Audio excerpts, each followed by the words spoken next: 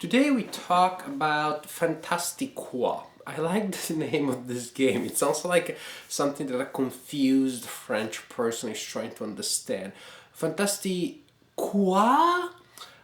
This is a board game that uses a deck building engine. So you have a combination between board, where things happen that make sense because of their spatial relation, and also deck building.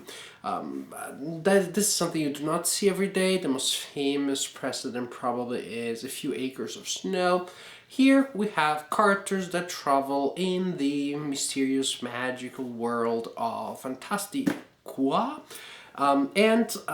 There's this strange atmosphere, vaguely surreal, things change into one another, there is this whimsical tone. It almost feels like everything is happening in dream within a dream, stuff like that.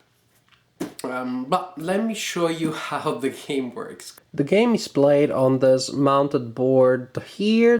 You have 6 locations on the board. Those locations are represented by circular areas, and each will take a token, a round location circle on it to represent which type of location is there, so that you can change the configuration of locations from game to game.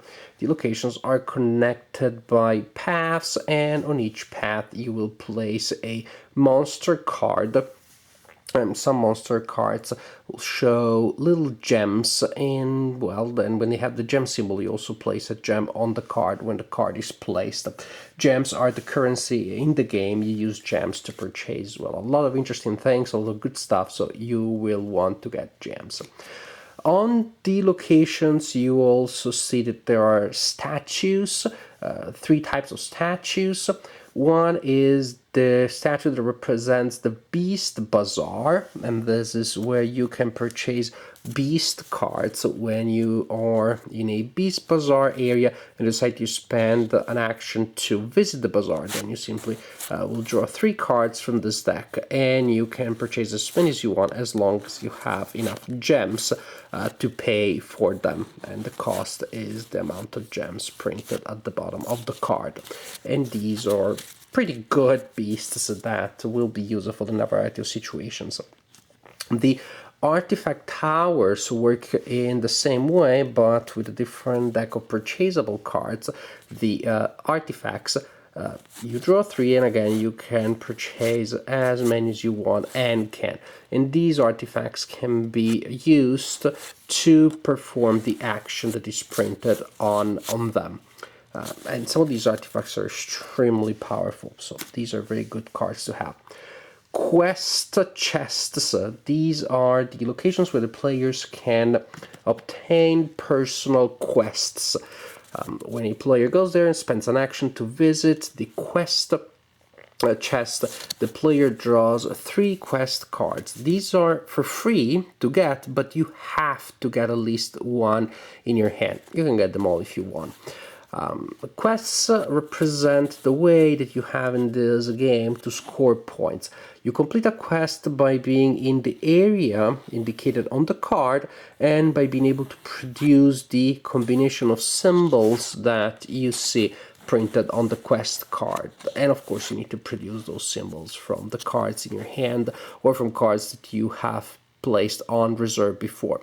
When you complete a quest, you score that amount of points, which is recorded by the card itself. You keep the card, and you also get some gems, which is not bad. It's always good. So you will have 1 or more of these cards with you, these personal cards, but you do not have to have any, actually, because there are also open quests on the board. They are open to anybody can complete them. They work exactly like personal quests. When you score a quest, the amount of points that you get is the number of growls that is printed on the card. Actually, open quests are worth an extra point, and there is a marker there as a reminder that you also grab the marker. Why is there a rule that says that you have to take a quest from the 3 that you draw? Well, because quests, if you complete them, are great for you, they give you points.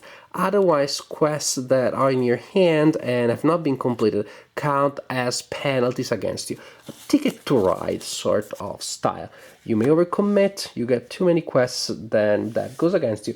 If you find the right number, that is of course the way in which you score points and you can win the game, because the winner is the player that first reaches an amount of point which depends on several factors like number of players and also the length of the game that the players want to play. The position of the players on the board is represented by the standees, such as this one. The game is for up to 4 players, and each player has a character that is in a specific location on the board, and the character will perform actions. Each player, of course, has a deck of cards. Like in other deck building games, you start with a pretty thin deck of cards, all such as this one, with a single symbol printed in the top left corner. Actually, then each player will also add 3 cards to their starting decks before the game starts, and those are an artifact card, a dog, which is a special card that can be used to produce a gem, and also a peaceful dragon, a very cute, very adorable creature, which is unfortunately completely useless. It is just there to reduce the effectiveness of your hand when you draw one. That's all that the dragon does.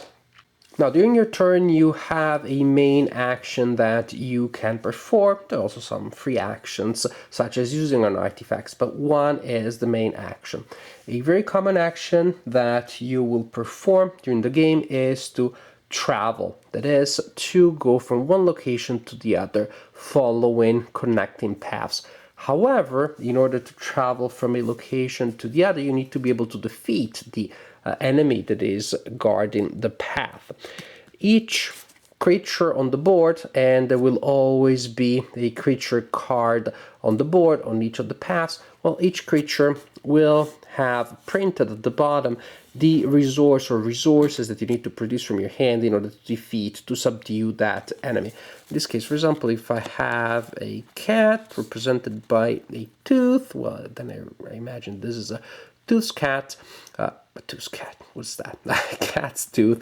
Then you play that card, and you will simply be able to move to the next location, and you can keep moving as many times as you want in a turn, as long as, like I'm doing here, you're able to produce the right symbols.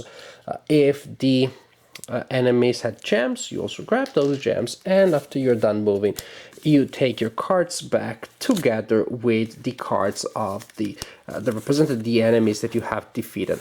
So at the bottom, you may have what the card requires to be defeated to be added to your deck, but the resource that the card then produces is the one represented, or the one or ones. Some cards have several symbols, multiple symbols. One or ones represented in the top left corner of the card.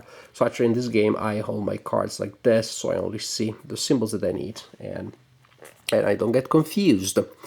When you're traveling, you also can use any 2 copies of the same symbol, any 2 cards with the same symbol, to represent any other symbol. So if you have 2 of the same, which I don't have here, then you can use them as a wild card, as a wild symbol. But you can do that only to move. You cannot use that trick to complete quests. And of course, at the end of the turn, you will replenish the board to place new enemies there. But suppose that you are stuck in a location and you cannot go anywhere. Well, you could spend one of your 3 magic carpet tokens that are given to you at the beginning of the game, and those allow you to move past an enemy. There are also similar symbols, similar tokens, these ones that are used to reshuffle. You can spend 1 to reshuffle your discard pile without having to wait until you circle through it, which is really good. Now, what do you do in the locations? This is why you're traveling from location to location, right? To do stuff. As I said, you could spend your action to complete a quest, right location or right combination of symbols. Yoo-hoo! You could visit the tower, and that allows you to purchase the type of card that the tower produces, quests, beasts, artifacts. Or you can also actually spend gems to do stuff. One of the way in which you spend gems is to release cards. You just get them out of your hand and they do not come back. The cost is 1 gem per card, or you can spend 2 gems to teleport from a statue to the matching statue, to the other copy of the same statue, for example, from there to there. Then you also have free actions that you can complete before or after your main action. For example, some cards will have symbols such as this one, then you can use the card for its main symbol, the usual resource, or for the special symbol. In this case, for example, this card can be discarded to be used as a magic carpet token. Other cards have different symbols. Well, we have another magic carpet here. This card grants you a free special action, such as purchasing cards or completing quests. This one, annoying for your opponent, because it allows you to add an adorable, completely adorable, yet completely annoying peaceful dragon to another player's deck. And this is pretty much how it works. At the end of your turn, you discard your unused cards unless you use an optional rule, which I like very much, which is that you do not have to discard all of your cards from your hand. You can save cards from one turn to the other. You simply do not discard all that you have. You discard as many as you want. Another thing that you can do is to save cards in special locations, for example, under your personal quest cards or under a special token where you can store up to 5 cards, planning to use them later to complete open quests. Good game. Really good game. The key word to me here is options. This is a game that gave me more options than I feel I have in the average deck building game. The deck and the board do go together well. You do feel that there is a very nice and smooth way in which the two aspects are integrated. And just many things that you can do, many resources that you can use in different ways. Hand management has a quote-unquote tactical aspect, which is about what you need to move from A to B in the present turn, and you also have a longer-term management, the deck management aspect, which of course has to do with the cards that you save that get out of your deck temporarily, so you can use them for quests, but at the same time you cannot use them as they are there. You cannot have it both ways. I like the extra actions that you can take by using cards, and again you have the choice between using a card for a resource or for a special action that it allows you to perform completely different types of artifacts, very powerful effects that you can perform. You have the ability to reshuffle the deck, your discard pile, much more easily than you do in other games. You know how annoying it is. Once the game progresses in a deck building game, you know you have to wait for a long time before any new card becomes available. Much better here. Just many options. The tough choice regarding the amount of quests that you will have. The more you have, the more you're at risk of being penalized, but of course that's also how you gain quests. I just found that the interaction of all these options is very nice. I felt that there was always something to do on the board, without making the game particularly cumbersome, without making it complicated. I think that this is still a game that can be played by casual gamers, maybe not total beginners. Ticket to Ride may still be a better introduction, but a little above that, I think this could be a good option. I see, for example, my wife, who is definitely not into heavy games, playing this one and enjoying it. Also the gentle tone, the appealing art, all these things, and the beautiful components. The components are top notch. I think that all of these things will make it easy to introduce this game. You bring it to a game night, probably this is going to be a little bit of an eye catcher. I just see how people can be attracted by it and will be able to start playing it without any particular problem. Fun game, definitely an enjoyable one. I liked it. This is a game that I'm going to be playing in the future. I really like the combination of mechanics with a theme, quests, adventures that I thought had given us all it could. I thought I had seen all possible combinations and variations, and this idea of the dreamy, surreal dreamland in which the adventures take place. Well, this is something that is more original than usual. Something that you do not see very often, and that I think goes very well here with all that the game has to offer. Overall, a solid design, fun game, full of options, full of things for you to do, many paths to victory, many ways to dealing with your cards, with your deck, with your tokens, with all that there is there. Fun game. I enjoyed it very much.